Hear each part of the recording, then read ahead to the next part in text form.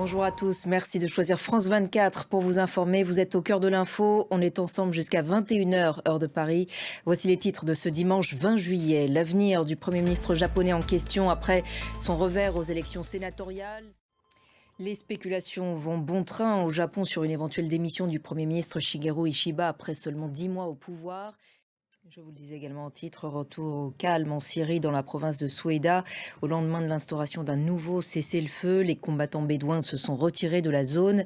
Après plusieurs journées d'affrontements avec des groupes druzes, les violences ont fait plus de 1000 morts selon l'Observatoire syrien des droits de l'homme.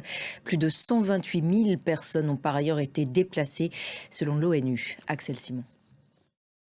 Et sachez qu'un premier convoi d'aide humanitaire est entré aujourd'hui à Soueïda. 32 véhicules chargés de vivres, de matériel médical et de carburant. Israël qui poursuit par ailleurs inlassablement sa guerre à Gaza. Au moins 57 Palestiniens ont été tués et des dizaines blessés.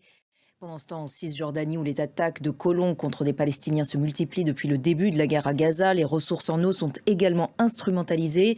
Certains colons sont accusés d'endommager ou de détourner les canalisations au détriment des Palestiniens. Seuls 36% d'entre eux ont accès à l'eau courante chaque jour, selon l'ONG israélienne B'Tselem.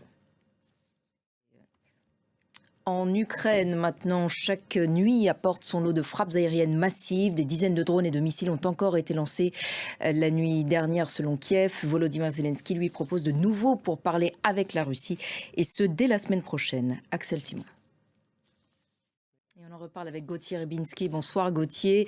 Le timing est-il favorable pour Volodymyr Zelensky, qui par ailleurs semble, disons peu à peu, apprivoiser Donald Trump ?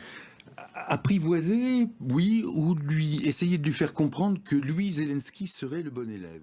Merci beaucoup Gauthier pour votre éclairage.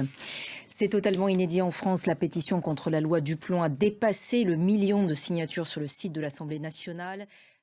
Et voilà pour l'essentiel de l'actualité. Restez avec nous, on se retrouve dans un instant.